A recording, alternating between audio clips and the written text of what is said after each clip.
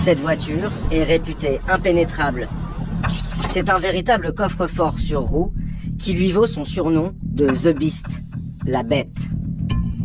Elle mesure 6 mètres de long et pèse près de 8 tonnes.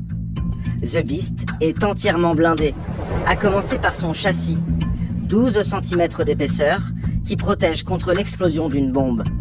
Ses pneus sont en Kevlar renforcé. Ils sont quasiment increvables. The Beast est quoi qu'il arrive capable de rouler, même les 4 pneus à plat. La carrosserie est constituée d'un mélange d'aluminium, de titane et de céramique. Cet alliage permet de résister à tout type d'attaque. Les portes sont également renforcées. Leur épaisseur dépasse les 20 cm. Chacune pèse autant que celle d'un Boeing 757.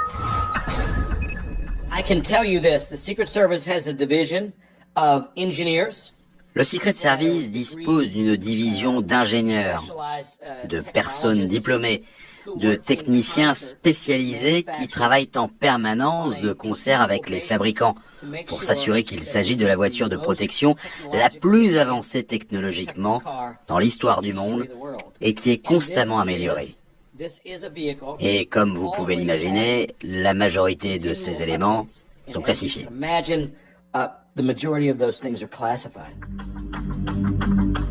Pour percer les mystères de The Beast, nous nous sommes rendus en Bretagne. Dans les locaux de Santigone, le spécialiste français du blindage automobile depuis 75 ans. C'est dans ces usines que sont notamment préparés les véhicules du président de la République française ou du GIGN, similaire à ce modèle. Sur ce véhicule, on a le haillon d'origine et la partition blindée. Émilien Barou, expert en balistique, propose à ses clients des vitres pouvant aller jusqu'à 8 cm d'épaisseur.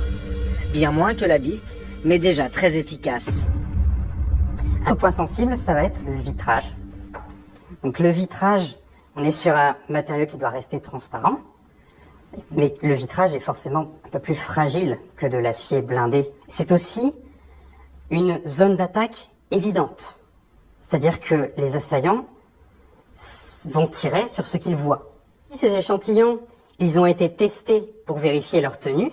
Et vous avez ici, plus loin, un pare-brise qui a été retiré d'un fourgon qui a subi une attaque réelle. Ce pare-brise, il a subi, vous le voyez, 6 tirs à la Kalachnikov. Et il a tenu, alors même que ce blindage est 3 à 5 fois moins épais que le blindage de The Beast. Une protection extérieure renforcée par des équipements dignes d'un film de James Bond. Santigone propose ainsi certaines innovations que l'on peut retrouver à bord de The Beast. On va avoir, par exemple, la possibilité de déclencher des fumigènes autour du véhicule pour le camoufler. On va avoir un système de camouflage lumineux où on va couper toutes les lumières du véhicule pour qu'il soit discret.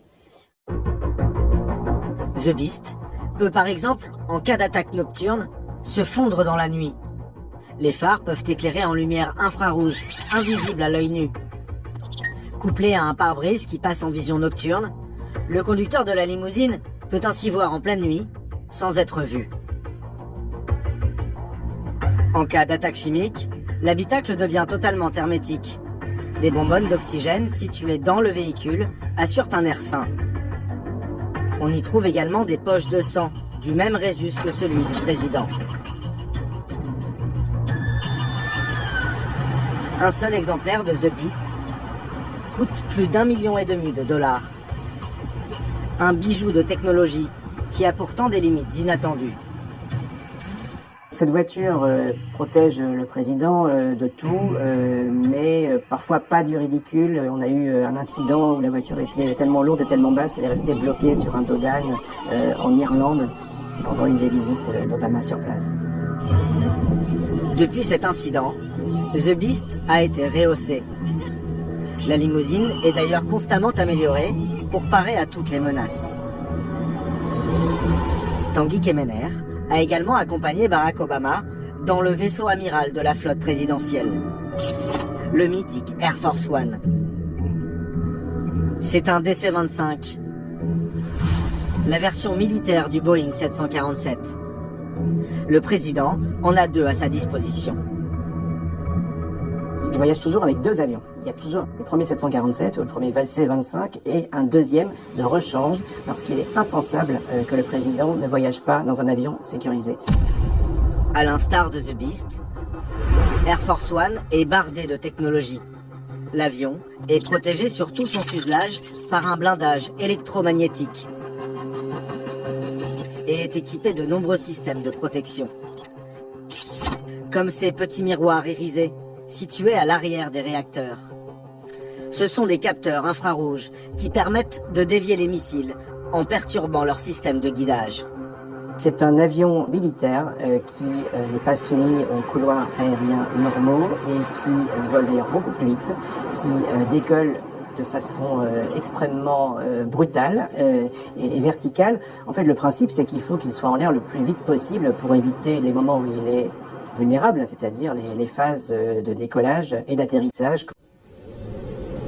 L'avion a la capacité d'être alimenté en plein vol. Air Force One peut ne pas se poser pendant plusieurs jours si nécessaire. C'est un avion effectivement qui a vocation à devenir une Maison Blanche des airs et à permettre au président de continuer à diriger le pays, y compris d'ailleurs en s'adressant à la nation. Le président américain peut rester en contact avec le sol grâce à 85 téléphones et un système de communication par satellite situé dans cette salle à l'étage de l'appareil, derrière le cockpit. Juste en dessous se trouve son bureau, pièce centrale de la suite présidentielle, composée d'une chambre et d'un cabinet médical capable de se transformer en salle d'opération si nécessaire. Les proches conseillers ont un salon à leur disposition, collé à la salle de réunion. Une seconde série de salons est réservée aux équipes de la Maison Blanche et aux invités qui accompagnent le président dans ses déplacements.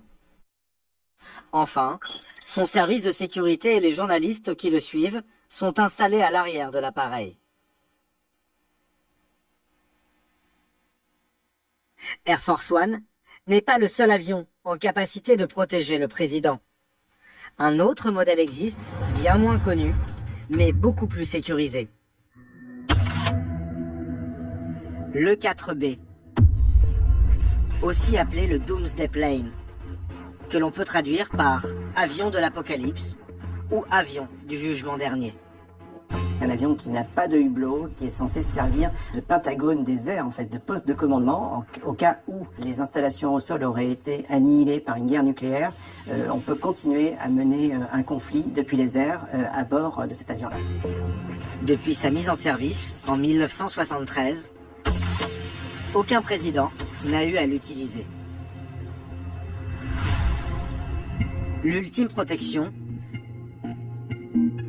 le lieu où le président est le plus en sécurité, c'est à la Maison Blanche. Située en plein cœur de Washington, aucun avion, hélicoptère ou drone n'a le droit de la survoler. La Maison Blanche est au centre du périmètre P56A, une zone d'exclusion aérienne permanente très stricte. En cas d'intrusion, une batterie de missiles sol-air installée sur le toit d'un immeuble voisin peut faire feu à tout moment. Au sol, la Maison Blanche est gardée par près de 1000 agents du Secret Service, présents 24 heures sur 24, 7 jours sur 7.